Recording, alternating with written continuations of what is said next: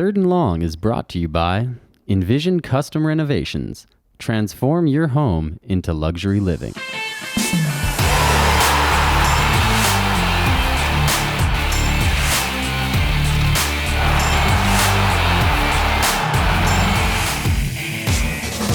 I want to ask a question here. What's your relationship like with Huff? I know you've worked together a long, long time, but especially as you get close to the playoffs, how much input does he have into your game plan? How much do you guys go back and forth? Well, I mean, obviously, I think it's a pretty solid relationship. Plus, I really do value it. I think he's super smart. He always gives his thoughts. He's never been overbearing. He's also big time into the personnel. You know, he's a long way into the business side of it now because he's our president as well. Salary cap and also how the league is doing, he's a little bit farther along basically as an ambassador for the league, but loves watching film, wants to be part of the game plan, shows up prepared, has thoughts, great at like short yardage and scheming up different type of things. Definitely will take it out of the box sometimes too, and he's comfortable enough that he'll present his ideas.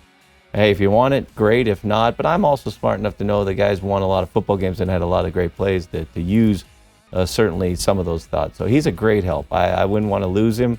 Ultimately, I hope he works quite a few more years. See, both of you guys, you played the game. Both of you were offensive coordinators and finally gradually got that job. And I always said this about football coaches. Not every great coordinator makes a great coach. You're going up in your last game against BC, against one of your former coordinators. He's had a tough time this year. The whole BC now, their owner has gone on record saying, I got to evaluate everything and we'll make changes at the end of the year. When you hear that kind of a comment to one of your friends, what do you think?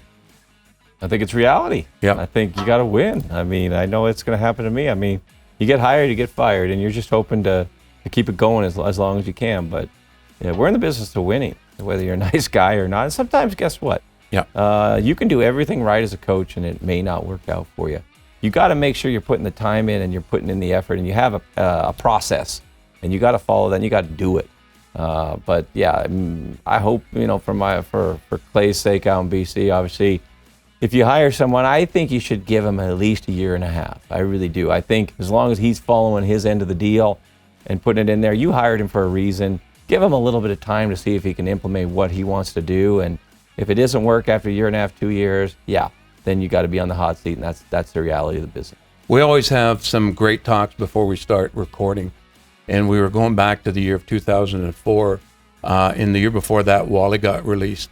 And you had a chance to come play here then. And you avoided the clown show. Thoughts about that? Well, first of all, coming here during the clown show, and I'm glad you avoided it. And secondly, watching someone like Wally with the standards that he's had get let go. Yeah, I don't know if it was a clown show, but I knew they were called the F Troop. It was a clown show. Yeah. I remember seeing him at the World Health thinking, like, who are these dudes, pulling their shirts up, trying to, and it's the owners of the Stamps. That was just an interesting dynamic there. I wanted to come back. Yeah. Even if Wally wasn't here, I wanted to be here. It just didn't work out. So, good consolation prize to follow Wally.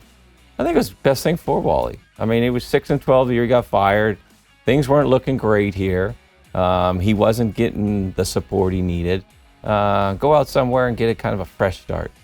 It sucks when you have a family, though. I'm sure It was tough, but I think, with Christy and Michael, his kids that were still in the house, they were probably tired of maybe seeing their dad maybe getting a lot of criticism here. So let's go out on the West Coast and give it a shot. But things work out for a reason. Doesn't always go that way, but Wally certainly found his footing and did some great things, and I was happy to be a part of it. How much did he mean to you?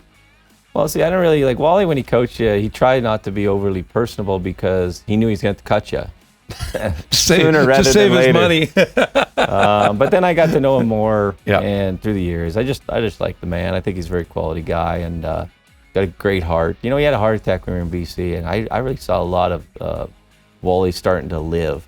Instead of worrying about things, just go live, and that's when his true personality came out too. And he'll be a mentor. He's a guy I still lean on if I need him, and I always enjoy seeing him. Him and Huff still close? Oh, yeah. Like, I think they definitely ran the league for a while there. I mean, those two were the guys that ran the league, and all the decisions is, Huff, Wally, what do you want to do? There's been a passing of the guard. We're in a situation, a lot of young coaches now. GMs are still are pretty, I guess we've got some young GMs as well, but there are some guys that have certainly been around a while. But it's a process, and it's also a cycle.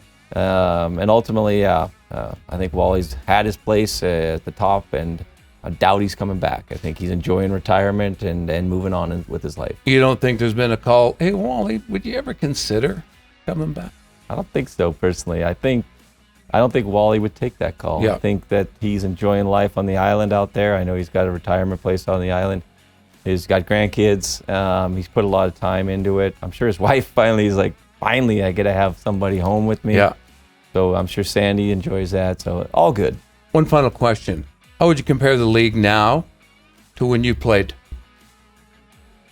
As far as, I think the athletes are better. I think the quality of play is better. I think what you're seeing up here, the Canadian athlete is damn good. Is really taking this to the next level.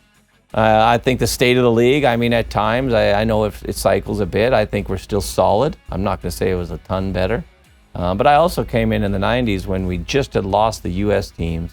There was a lot of turmoil in the CFL. I had no clue what I was getting myself into. I love the CFL. Obviously that's what I'm working at, but I wanted to succeed, and I think the people of Canada have a great love for it, and they know it's their own, and ultimately I believe they'll always keep it going. In the 90s, ownership seemed a little wacky. You had Pesum out in BC, you had Dickman here, and you had the Gleavermans. My God, how the league survived with those I won't say convicts, but it came out of my mouth. But anyhow, better you than me, because if we're gonna get sued, I'd rather it be you. But it was ridiculous. Especially when you looked at the expansion. Some of these decisions were made on bam like that, and what's in it for us, money-wise?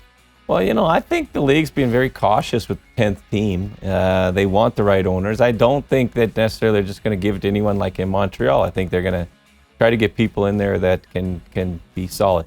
One owner that I think is, I love David Braley, but Bob Young in Hamilton is just an amazing guy and loves the league. He doesn't care what he loses. He wants what's best for the players in the league. That's a guy, I know a lot of them are community owned, but when we get guys like Bob Young in the league, man, that's when you're going to have some success. And look what they've done in Hamilton. Yeah.